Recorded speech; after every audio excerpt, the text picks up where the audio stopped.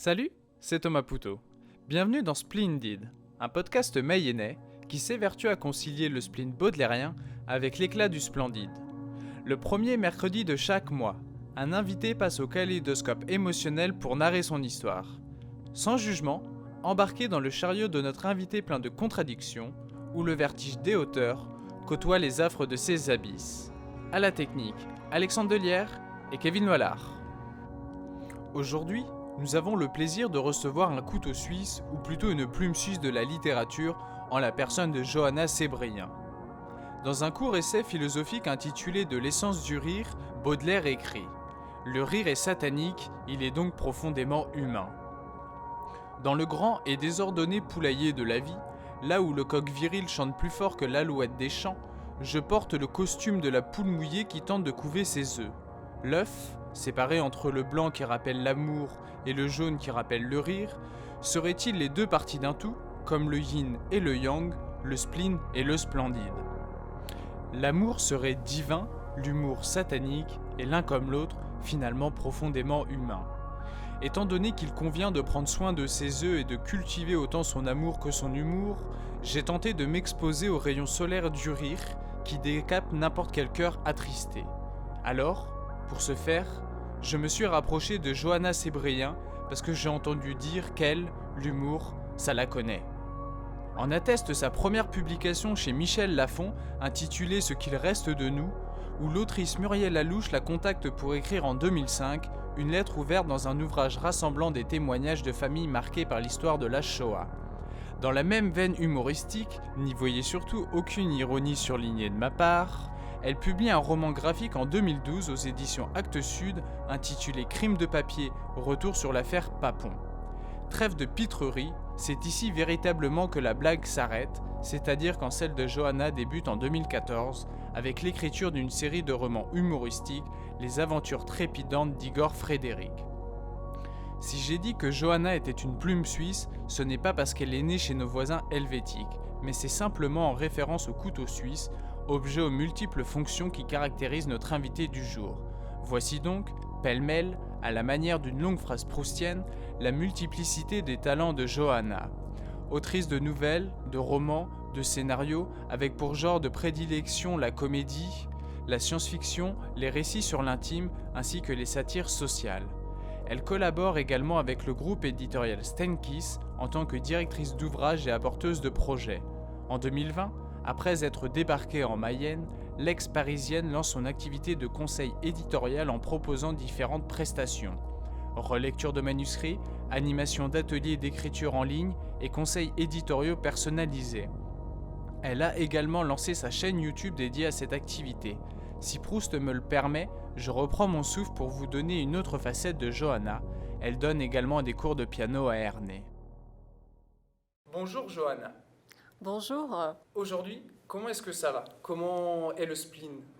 Le spleen va très bien, j'ai envie de dire. Tout va très bien. Bon, tant mieux. Je suis heureux en tout cas de t'accueillir dans cette grande salle du cinéma à Mayenne. Et ben moi aussi, ça faisait très longtemps que j'avais pas mis les pieds dans un cinéma. Et ça fait bien plaisir, même s'il est vide. Mais bon, je sens qu'il est chargé de tous ces mots qui ont été prononcés les mois précédents. Moi, je voudrais revenir sur ton parcours, celui justement précédent ton lancement en 2010 dans ton métier lié à l'écriture. Qu'est-ce que tu as fait de ta vie avant ça? Avant 2010, tu me Oui, dis? avant l'écriture. Je sais Ah, que tu as suivi un master de sciences politiques. alors, effectivement, donc, pour la partie études, j'ai fait des classes prépa littéraires pendant 3 ans à Paris, donc Hippocagne, Cagne et encore une Cagne parce que je n'en avais toujours pas assez. Ensuite, j'ai raté le concours de Normal Sup, comme 99% des gens. Et du coup, je me suis présentée au concours de Sciences Po à Aix-en-Provence. Je l'ai eu. Donc, je suis partie emménager dans le sud, à Aix-en-Provence. Et j'ai suivi le cursus de 3 ans. Et j'ai été diplômée en 2006.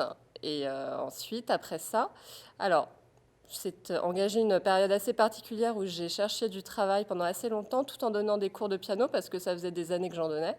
Et ne trouvant pas de travail dans le journalisme notamment, car je n'avais pas fait d'école de journalisme, Et voyant que finalement mon activité de prof s'amplifiait et marchait très bien, j'ai continué à donner des cours et j'ai arrêté de chercher du travail. Voilà. Et c'est ce que j'ai fait pendant des années avant de me mettre vraiment à écrire et à envisager de travailler dans l'édition. Et justement, quel était l'événement déclencheur de cette prise de décision en 2010? Euh, alors, c'est pas en 2010, c'est ça qu'il faut comprendre, c'est un processus qui est très long. Moi, j'ai commencé à écrire finalement vers l'adolescence. J'écrivais des carnets, j'écrivais un peu de la poésie, très déprimante, comme beaucoup de gens, à cette époque. Et puis, j'ai commencé à écrire des chansons, puisque comme je suis pianiste de formation, pour moi, c'était assez naturel d'écrire à la fois donc, des textes et de les mêler à la musique. Donc c'est finalement, j'ai commencé à écrire assez tôt. Et puis petit à petit, à un moment donné, je me suis réintéressée à la bande dessinée. Et j'ai pris conscience du fait que mon mémoire de sciences politiques, Qui a été euh, fait sur Maurice Papon, c'est ça? qui a été fait, oui, alors c'est le prisme effectivement qui m'a permis d'analyser ce qui s'était passé pendant la Deuxième Guerre mondiale, mais c'est vraiment sur la mémoire française à la base. Comment la France a géré la mémoire de ces événements-là, à travers notamment le parcours de Maurice Papon. Et là, tout à coup, à un moment, je pense que ça a dû se jouer avec des discussions avec des personnes.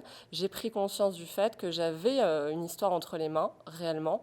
Il faut dire que quand j'ai soutenu ce mémoire-là, mon directeur de mémoire m'a fait cette remarque, et je pense que ça a dû travailler pendant des années. Il m'a dit, mais c'est étrange, c'est écrit comme un roman, votre mémoire. Et comme quoi il faut vraiment du temps, parce que ça, on me l'a dit en 2005-2006. Et finalement, j'ai écrit le scénario en 2008, je crois. Et puis ensuite, le temps de trouver un dessinateur, de faire les démarches, ça s'est signé en 2010. Comme quoi, c'est toujours un peu long, surtout au démarrage. Effectivement, c'est vrai que c'est un processus très long. Ouais. Et très récemment, tu viens d'arriver par chez nous, en Mayenne, à Ernée précisément. Qu'est-ce qui t'a fait justement quitter ta région parisienne? Plein de raisons. La principale raison, je pense que c'est cette aspiration que ressentent aujourd'hui beaucoup de gens, à mon avis, qui vivent en région parisienne. Enfin, je l'ai même lu dans beaucoup d'articles, cette envie d'être au vert, de quitter une région qui, certes, présente beaucoup d'intérêt, notamment pour faire ses études, pour la culture, mais qui, au bout d'un moment, devient assez pesante pour plein de raisons. Et surtout, cette envie voilà, d'être au contact de la nature tous les jours, d'avoir un air qui sent bon, d'être au calme. Et puis voilà, d'organiser ma vie comme ça. Ok. Et dans ce calme-là, mayennais, tu touches à de nombreuses activités, notamment d'écriture et éditoriale. Pourquoi cette double casquette? Comme si tu étais d'un côté et de l'autre. Oui, parce que je ne peux pas faire qu'une seule chose en fait. J'ai appris assez récemment que ça portait un nom, ça. Visiblement, je suis une slasheuse. Peut-être pareil alors. Voilà. Donc c'est ces gens qui ne peuvent pas se contenter de faire une activité. Voilà. Et moi, j'ai besoin de me nourrir à plusieurs sources. La transmission qui est permise par l'activité de prof me plaît énormément parce que je suis au contact de gens. Je mesure à quel point le développement artistique d'une personne à leur contact, c'est quelque chose de complexe et en même temps de passionnant. Donc, et puis le piano, c'est un instrument que j'adore depuis toujours. Donc ça me permet de rester au contact à la fois des gens et du piano, qui me nourrit. Et ensuite, l'édition et les livres, c'est aussi une autre passion. Moi, mon problème dans la vie, c'est que finalement, mon problème entre guillemets, c'est que j'ai trop de passion quelque part. Donc j'aimerais en assouvir beaucoup. Bon, ce que je suis déjà en train de faire, mais j'ai aussi par exemple une passion pour les grands singes. Et je rêve un jour de pouvoir monter une clinique qui va permettre de soigner des orang-outans ou des chimpanzés. Moi, Jane Goodall, c'est une de mes héroïnes. Et voilà, donc j'ai beaucoup, beaucoup de passion et j'espère avoir assez d'une vie pour les assouvir au maximum. Ouais, c'est génial parce que je trouve que justement on a un peu tendance à cataloguer les gens dans une catégorie, à leur mettre une étiquette et c'est très difficile je trouve des fois passer ou de dépasser cette étiquette-là, quoi. Oui, et je pense que c'est très français parce que je suis... Je voulais pas le dire, mais je le pense aussi. Ouais. Moi, je suis en contact. Moi, j'ai beaucoup de gens proches qui vivent à l'étranger, dans des pays anglo-saxons notamment. Et je peux te dire que quand ils voient comment ça fonctionne ici, de toute façon, ce sont souvent des anciens Français aussi, euh, ils me rapportent le fait que ça ne se passe jamais comme ça à l'étranger.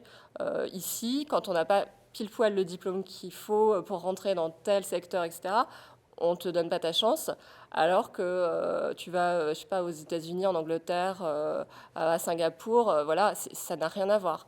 Donc moi, j'essaie de dépasser ça dans ma vie quotidienne en gardant cette façon de penser-là, parce que de toute façon, je trouve que ça me réussit. Et voilà, je pense qu'il y a plein de gens comme ça en France. Il faut juste les trouver et essayer de ne pas se démoraliser ou s'arrêter de faire les choses parce qu'on va se heurter à des obstacles, à des gens qui vont penser comme ça. Ouais, je pense qu'on a vraiment, on a vraiment besoin de dépasser ces frontières-là. Tu en parlais tout à l'heure avec le journalisme, quoi, comme si c'était impossible, à partir du moment où on n'a pas obtenu le diplôme de journaliste, c'est ça, d'exercer cette profession-là. Au début de ton roman humoristique, Igor Frédéric, tu écris Igor Frédéric possédait les 3 qualités fondamentales d'un bon professeur de piano. 1. Il était patient. 2. Il était vraiment patient. 3. Il était vraiment très patient. Ces qualités du bon professeur de piano pourraient très bien s'appliquer à une écrivaine. Arrives-tu justement à séparer ces 2 passions et ces 2 arts qui ont de nombreux points communs ? Oui, alors je les sépare de fait parce que dans la pratique, ce sont des choses quand même assez différentes de se mettre derrière un piano et de se mettre derrière un écran d'ordinateur. Ceci dit, c'est vrai qu'on tape beaucoup avec les doigts, mais euh, c'est vraiment très complémentaire. En fait, encore une fois, le son pour moi et les silences qu'il amène complètent, me permettent d'exprimer des choses que je n'arriverais pas forcément à exprimer à travers les mots. Et inversement, les mots, parfois, voilà, me permettent d'exprimer ce qui est indicible juste avec des notes. Donc, en fait, ces deux activités sont complètement liées, c'est vrai, dans ma construction personnelle.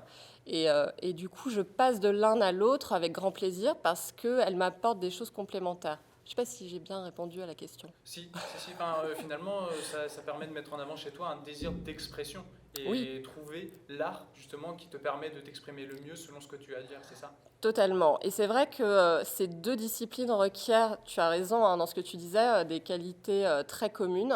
C'est-à-dire que le piano, très souvent, moi je le vois avec mes élèves et même les gens qui ne s'adonnent pas à la pratique d'un instrument, ça demande énormément de patience, énormément de persévérance et de travail parce que c'est très difficile. On a toujours l'impression quand c'est l'autre qui joue que c'est facile, mais en réalité, il y a des obstacles en permanence. Et l'écriture, c'est un processus qui est vraiment similaire.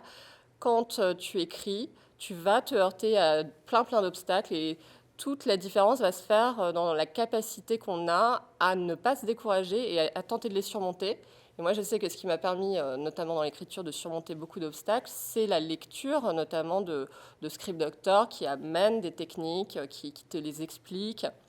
Et plus tu écris, plus tu mets en pratique, plus tu arrives à écrire, quoi. C'est un véritable artisanat. Totalement, totalement. Moi, je crois vraiment à la puissance du travail. Je ne crois pas au génie.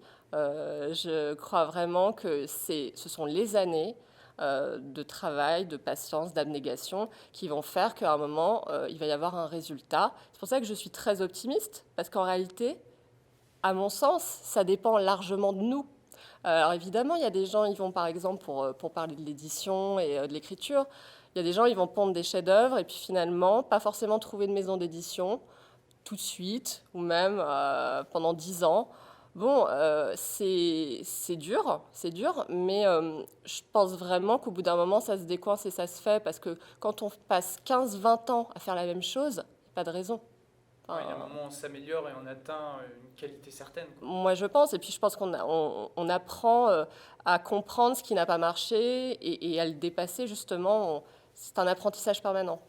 Et cet apprentissage-là, moi je voudrais le mettre justement en reflet du splendid.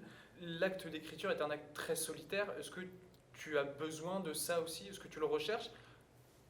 Totalement. Moi, je suis une très grande solitaire, en fait. Les gens ne le perçoivent peut-être pas quand ils me rencontrent parce que je suis aussi, je crois, sociable et tournée vers les autres. J'adore rencontrer des gens. mais j'ai énormément besoin de solitude. Moi, si j'ai pas mon quota d'heures par jour où je suis toute seule, au calme, sans que personne ne me parle, ça va faire très sauvage, mais je suis pas bien. C'est-à-dire que j'ai besoin de ce moment-là toute seule. Je n'ai pas peur de la solitude. Il y a beaucoup de gens que ça effraie. Moi, au contraire, c'est quelque chose que je recherche. Oui, c'est ton côté peut-être orang-outan, c'est ça? C'est ça. Ok. Mais moi, je suis vraiment pareil. J'ai besoin de cette bulle-là. Et finalement, je dirais que j'ai besoin de rentrer en mon fort intérieur pour derrière m'ouvrir au monde, quoi. Ouais. Non, je ris parce que Fort Intérieur, c'est un personnage carrément de ma série presque.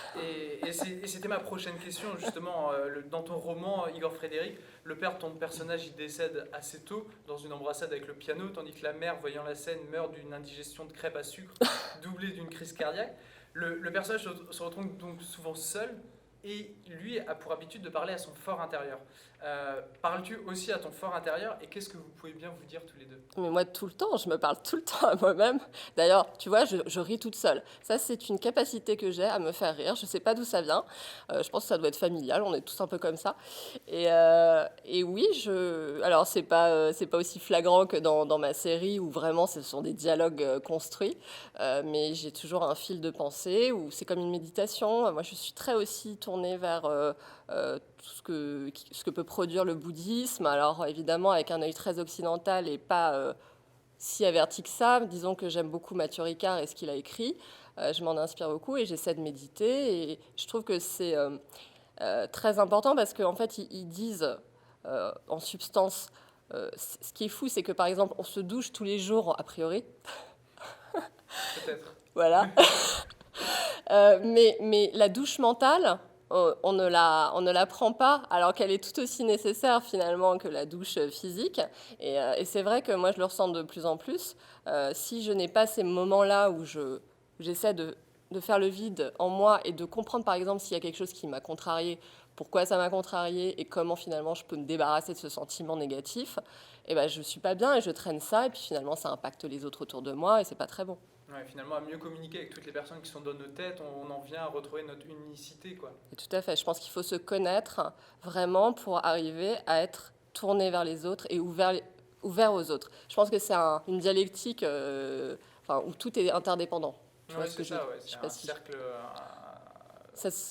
plus on se connaît, plus on arrive à connaître les autres vraiment de manière objective, sans projeter en permanence des choses qui viennent de soi, mais avec un regard vraiment où on est tourné vers l'autre, on le voit tel qu'il est, tel qu'il se présente à nous.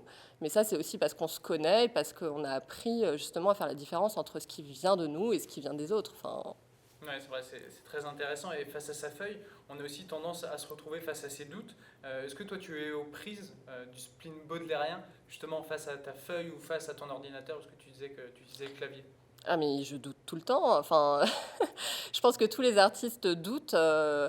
Quelqu'un qui ne doute pas, c'est presque suspect. C'est ce que je crois que c'est la fameuse citation de Sarah Bernard, non, qui disait par rapport au trac. Alors moi, je fais ça, je le transpose sur le doute, mais si vous n'avez pas de trac, ça viendra avec le talent. Enfin, parce qu'une femme se présentait à une audition et disait moi j'ai vu jamais le trac. Bon, et donc elle lui a répondu si vous n'avez pas le trac, enfin ça viendra avec le talent en tout cas. Donc je pense que c'est nécessaire.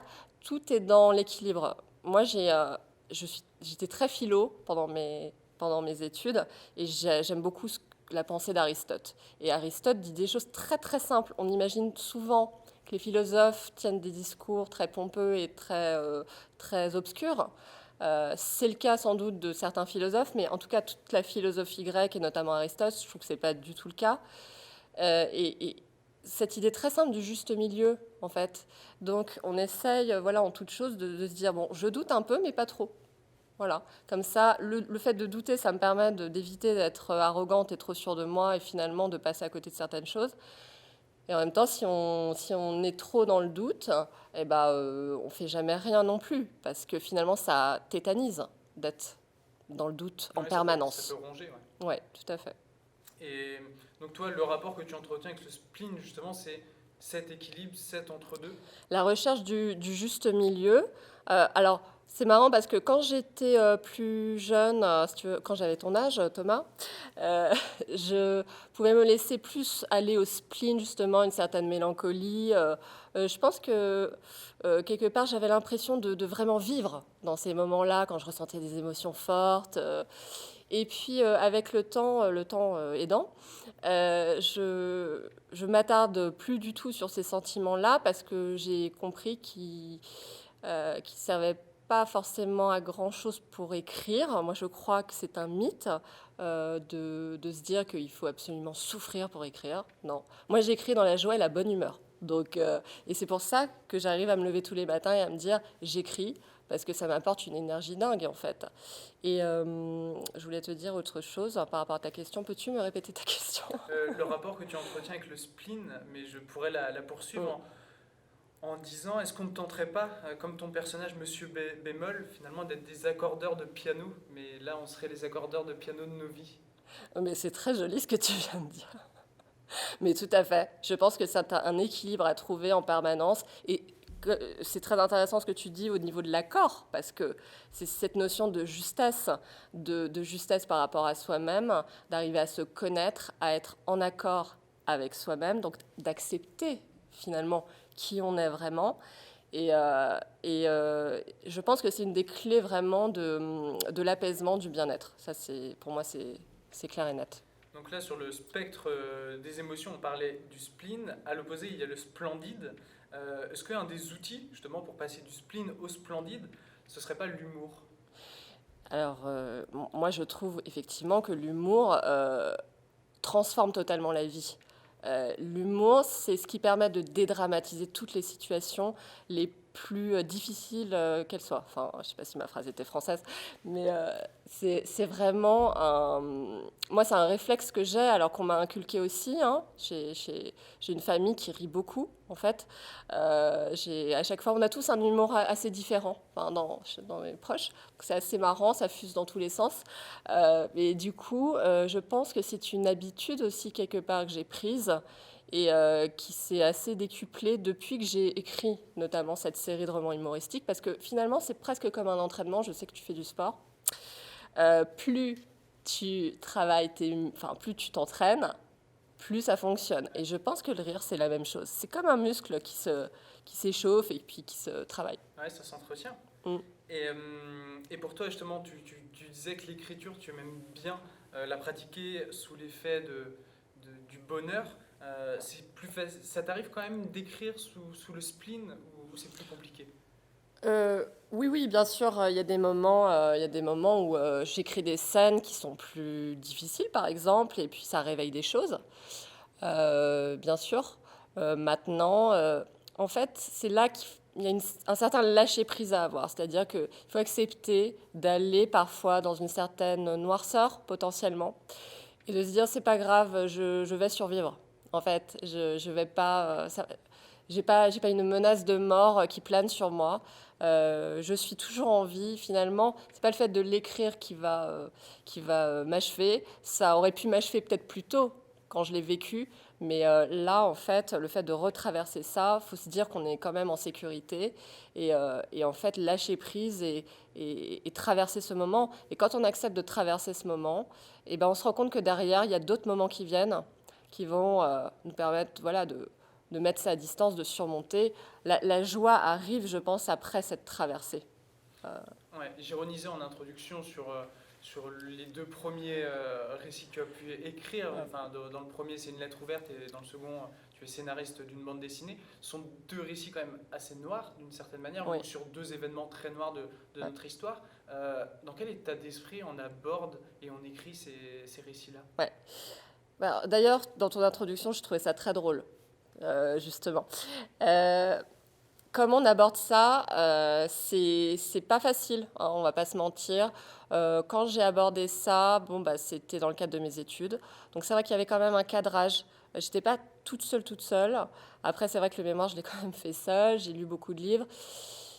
On se dit que ça va. Moi, ce que je me disais tout du long, c'est que, ok, tu es en train de plonger dans une noirceur, mais qui est terrible, parce que c'est vrai que, voilà, y a des événements terribles sur Terre, mais bon, quand même, la Shoah, ça fait partie de ces événements terribles. Et je me disais, déjà, tu as la chance de ne pas l'avoir vécu directement. Et puis surtout, ça va te faire comprendre tellement de choses sur l'être humain. Moi, c'est ça, j'avais besoin de comprendre vraiment comment ça avait pu se produire. Alors évidemment, c'est pas juste un bouquin d'histoire qui va permettre de comprendre. Moi, j'ai lu des bouquins de sociologie, de psychanalyse. Tout ça croisé a fait qu'à un moment donné, j'ai répondu aux questions que je m'étais toujours posées. Et j'ai été vraiment portée par ça, cette volonté de compréhension et le bien que ça me faisait d'obtenir enfin des réponses à ces questions-là. C'est ça, je pense, c'est cette espèce de curiosité intellectuelle et en même temps de volonté de chasser des fantômes qui m'a permis de traverser tout ça. Mais bon, c'est vrai que c'était pas une sinécure, hein, on va pas se mentir. Ouais. Et sur ton processus d'écriture, comment est-ce que tu t'y prends? Tu as une image que tu visualises ou c'est à partir d'un mot, d'une scène? Comment se fait le jet? Alors, le premier jet, tu veux dire? Ouais. Tout dépend de ce que j'écris. Bah, par exemple, pour Igor Frédéric, clairement, alors ça va faire super cliché ce que je vais raconter, mais bon, ce qui s'est passé concrètement quand je me suis mise à écrire cette série, c'est que j'ai quelqu'un qui m'appelle pour des cours de piano et qui me dit, c'était quelqu'un, une cousine d'amis, donc qui se permet de me dire, bon, je t'avoue, Johanna, j'ai un peu peur du cliché du prof de piano, très strict, qui tape sur les doigts avec des baguettes, etc. Bon, j'ai éclaté de rire, évidemment, parce que bon, moi, j'ai eu vraiment la chance d'échapper à tout ça. J'ai eu des super profs. Et évidemment, j'ancienne pas du tout comme ça. Mais ça m'a travaillé, cette idée, parce que c'était pas la première fois que j'entendais ça. Beaucoup de fois, on m'en avait parlé. Et puis, j'étais à Nantes à ce moment-là, et je reviens à Paris, et je te jure, dans le métro, euh, je vois le personnage. C'est-à-dire que j'imagine ce personnage frustré, ce prof là, tel qu'on me l'a dépeint. Et je me dis, mais qu'est-ce qui se cache derrière ce personnage, cette frustration du prof aigri, finalement. Et j'avais envie d'en faire un truc drôle tout de suite. Et ce qui m'est apparu tout de suite, c'est le profil général du personnage, c'est-à-dire un homme, la cinquantaine, et puis son double prénom. Je voulais vraiment un personnage double, voilà, qui portait des noms un peu bizarres, associés entre eux, Igor, Frédéric. Et c'est comme ça que c'est venu. Et ensuite, je me suis lancée, j'ai commencé à écrire sans trop réfléchir. Mais pourquoi? Parce que je connaissais parfaitement mon sujet. Ça faisait des années que j'enseignais. Je savais quelles anecdotes j'allais pouvoir injecter dans mon récit. Et ça s'est fait comme ça s'est fait de manière assez naturelle. Mais tu vois, par exemple, sur la BD Crime de papier, là, j'ai fait un travail de recherche qui était énorme. Et ensuite, c'est la structuration du mémoire qui finalement m'a permis ensuite de structurer mon histoire. Donc ça a été beaucoup plus construit au départ. Et je pense que c'était aussi lié à la complexité du sujet. Parce que j'avais vraiment peur de faire des écarts, étant donné le côté comment dire, très sensible du sujet. Je voulais vraiment pas qu'on puisse me dire, oh là là, tu as tordu la vérité historique, etc. Ouais, souvent pour les gens qui écrivent, on a tendance à les mettre aussi toujours dans deux catégories. Il y a les architectes et les jardiniers. Et finalement, selon le type d'écriture et selon le type de récit aussi qu'on peut faire, on peut très bien se situer plus dans l'un ou plus dans l'autre. Et tout en ayant des vagues on va dire de variations sur ce spectre-là, quoi. Mais tout à fait, tu as tout à fait raison. Je pense qu'il faut être les deux en réalité, qu'on est les deux alternativement, comme tu viens de le dire. Et est-ce que toi, justement, tu écris en musique? Pas du tout. Alors, je suis fascinée par les gens qui arrivent à faire deux choses en même temps. J'en suis parfaitement incapable. Donc, moi, ce qui se passe, pourquoi aussi, c'est que je pense que comme je suis aussi musicienne de formation, je ne peux pas m'empêcher d'analyser la musique que j'écoute. Et donc, si je commence à mettre de la musique derrière, je vais commencer à me dire, mais pourquoi il a fait ça, nanana. Et donc, ça va me sortir de mon processus d'écriture. Donc, je ne peux pas. Il faut que je sois dans le calme complet. D'accord, je comprends. À la limite, le chant des oiseaux, mais c'est tout. Parce que tu vois, moi, j'y connais rien en musique et justement, j'adore quand ça tambourine derrière moi. Il faut que ce soit un peu du boogie-boulga. D'accord. Souvent des chansons françaises, pas trop, parce Ouais. que je comprends ou je fais attention aux paroles, mais un bon chant anglais, je ne piche pas un mot d'anglais, donc ça marche très bien en fait en arrière-fond. Et justement, moi, je voulais revenir un peu sur tes conseils culturels, parce que dans la liste des remèdes au vague à l'âme que tu m'as envoyé, tu convoques un triptyque équilibré qui serait le menu idéal pour digérer convenablement la vie, l'écriture, le rire et l'art. Dans ton roman, tu écris, en citant Alain, « Au neurasthénique, je n'ai qu'une chose à dire, regarde au loin. Pour information, un neurasthénique est une personne atteinte d'un état de fatigue, d'un abattement généralement accompagné de tristesse, d'angoisse. Là n'est pas le plus important, parce que Alain n'a pas écrit au neurasthénique, mais au mélancolique. Cela tombe bien, car justement nous allons aborder tes conseils pour se tenir à distance de la mélancolie. Donc, plutôt que de dire à nos auditeurs, pour se tenir éloigné de la mélancolie, regardez au loin, tu leur conseilles d'abord de lire les romans humoristiques de Pelham Greenville Wodehouse, né en 1881, qui est un auteur britannique naturalisé citoyen américain. C'est un auteur très prolifique puisqu'il a écrit plus de 90 livres, 70 romans et 20 recueils de 200 nouvelles, plus de 100 autres récits en magazine, 19 pièces de théâtre et 250 chansons pour 33 comédies musicales. Qu'est-ce que tu trouves justement à cet auteur-là ? Mais je trouve ça génial, justement, ce que tu viens de dire, d'avoir été aussi prolifique. Ce qui me fascine aussi, voilà, c'est cette personne finalement européenne qui a pu faire sa vie à New York, s'implanter là-bas dans le monde de la comédie musicale qui, moi, me fascine. Je le trouve drôlissime, cet auteur. Donc, pardon, excuse-moi de te reprendre, mais c'est P.G. Wodehouse. Ouais, merci, parce que tu vois, je l'ai senti en le disant déjà. Et du coup, c'est vraiment très drôle. Moi, j'ai lu, j'ai pas du tout lu. J'ai lu la série. Ouais, non, Ça paraît compliqué. ça paraît assez compliqué. La série Jeeves, où c'est vraiment les histoires d'un majordome avec son maître, je sais pas comment on l'appelle, mais c'est un aristocrate et tout. Ils vivent des aventures. Et j'ai trouvé ça tellement drôle. Et c'est rare, en fait, tu vois, pour en revenir à ce que tu disais tout à l'heure, pourquoi j'avais fait ce sondage dans ma newsletter sur les romans humoristiques, c'est que je suis moi-même en recherche permanente de récits drôles et il n'y en a pas tant que ça. Et quand j'en trouve un, bah, du coup, je suis super contente. Et puis P.G. Wodehouse, voilà, c'est un exemple. C'est quelqu'un voilà, qui était multicasquette aussi. Et voilà, donc je trouve que la comédie musicale, c'est vrai que je t'ai cité des comédies musicales aussi. Je trouve qu'il n'y a rien de mieux pour être de bonne humeur que de voir des gens en train de chanter, de danser et de s'amuser, quoi. Ouais, ça t'influence directement face à, comment dire, ça, l'effet de ruissellement sur toi, quoi. Mais totalement. Et moi, enfin, j'ai toujours adoré les comédies musicales, mais j'avoue que j'ai fait un voyage, voilà, à New York. C'était en 2014, je crois, et j'ai assisté pour la première fois de ma vie à une comédie musicale à New York, à Broadway. C'était Wicked, qui est une comédie musicale que je crois que la plupart des Français ne connaissent absolument pas, mais qui cartonne depuis, je sais pas moi, au moins 15 ou 20 ans dans le monde entier. Il n'y a que nous qui ne connaissons pas. C'est dans l'univers du Magicien d'Oz. Et j'ai été bluffée. Quand j'ai vu ce spectacle, j'étais bluffée par le professionnalisme et tout.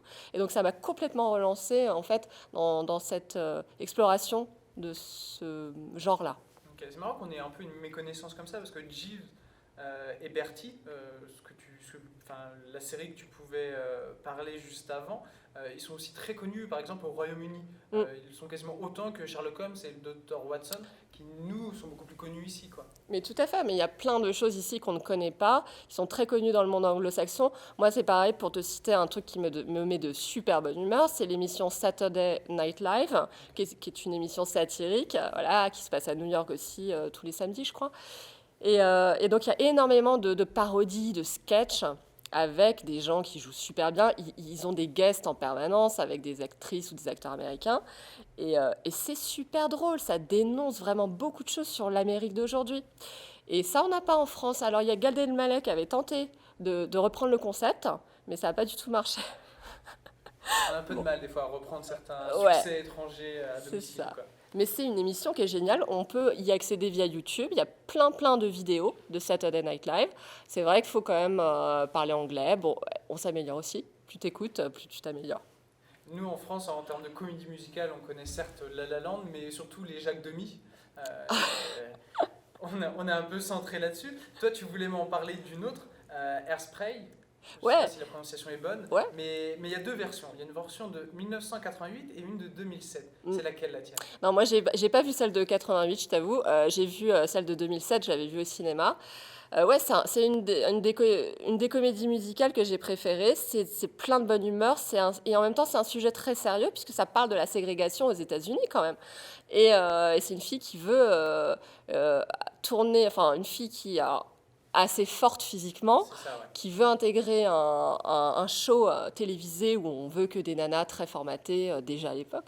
Et en même temps, ça parle beaucoup de l'intégration des Noirs, de la ségrégation, etc. Donc, et en même temps, c'est plein d'énergie, cette comédie. Ça se prend pas au sérieux, voilà. Donc, pour moi, c'est vraiment des petites bulles de bonheur, en fait, toutes ces comédies. Ouais, juste pour préciser, c'est fait par Adam Shankman, qui est le réalisateur notamment de Babysitter ou 13 à la douzaine 2. Et au casting, il y a John Travolta, Michelle Pfeiffer, Christopher Walken, Zac Efron. Et il y a même John Waters, justement, qui fait une apparition, Ouais. qui est celui qui a réalisé celui de 88. Mm.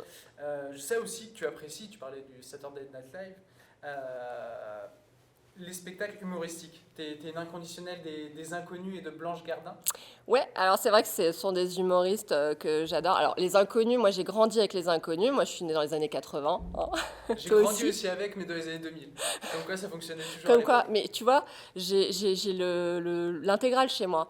On regardait ça encore la semaine dernière. Ça n'a pas pris une ride. C'est un truc de fou, les Inconnus. Je pense qu'on a rarement fait des satires aussi justes. euh, que depuis, enfin, que les Inconnus. Les Nuls, j'aimais bien aussi, mais je préfère quand même un petit peu les Inconnus. Je trouve ils ont un répertoire, on va dire, plus étoffé, plus large. J'adore Florence Foresti, c'est vrai que je n'en ai pas parlé, mais bon, Florence Foresti, bon, qui n'aime pas, enfin, il y en a qui n'aiment pas Il y en a Florence qui l'aiment pas, oui. Foresti. Moi, je trouve que c'est une des meilleures humoristes, pareil, des années 2000 et aujourd'hui encore. Et puis Blanche Gardin récemment, moi, je m'y suis vraiment intéressée il n'y a pas si longtemps. J'ai vu 2 spectacles d'elle. Là, il y a Bonne Nuit Blanche et je ne sais plus comment s'appelle l'autre. Elle a une vision, alors assez noire, de l'existence, mais qu'est-ce que c'est drôle!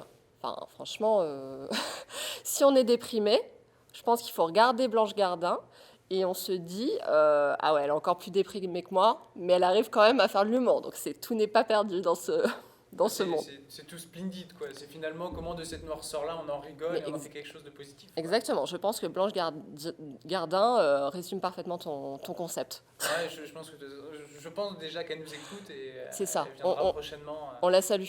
Exactement. Tu cites aussi les œuvres, justement, on en parlait au début de l'épisode, de Mathieu Ricard, cousin très éloigné de Mathieu Pastis, évidemment. Dans ton roman, tu écris visualisation, comme le lui avait appris Mathieu Ricard, son maître bouddhiste virtuel, qui mangeait des racines séchées et vivait dans un petit temple en bois au milieu des montagnes. Qu'est-ce que tu apprécies, toi, justement, chez ce Mathieu Ricard-là? Alors, Mathieu Ricard, pour moi, c'est un sage. Voilà. Et dans le sens très profond du terme, c'est-à-dire que je t'ai parlé de ma période philo quand j'étais en prépa. Et pourquoi je me suis intéressée à la philosophie grecque, c'est qu'elle mettait en avant des profils de sages, c'est-à-dire des gens qui ne se contentaient pas de professer des grandes phrases philosophiques, mais qui les incarnaient dans leur mode de vie. Et Mathieu Ricard dit justement dans ses livres qu'aujourd'hui, le problème en Occident, c'est qu'on a beaucoup de gens qui professent des choses, mais qui vivent totalement différemment. Donc il y a un problème de crédibilité. Et Mathieu Ricard, en revanche, lui, incarne, je trouve, complètement ce qu'il pense, ce qu'il dit. Lui, c'est à la base le traducteur du Dalai Lama. C'est aussi quelqu'un qui traduit beaucoup les grands maîtres. Qui se finissent toujours par Rinpoche. Et du coup, voilà, déjà, il y a cette action de transmission. Donc moi, déjà, je le remercie de nous offrir tout ça, parce que franchement, c'est très accessible, sans être édulcoré. C'est un puits de sagesse, c'est un puits de bien-être. Quand on lit ses livres, on se sent bien, on a le sourire aux lèvres, ça fait du bien, ça ramène aux questions essentielles de l'existence. Pourquoi suis-je là? Qu'ai-je envie de faire de ma vie? Qu'est-ce qui compte vraiment pour moi? Quelles valeurs j'ai envie de porter dans ma vie?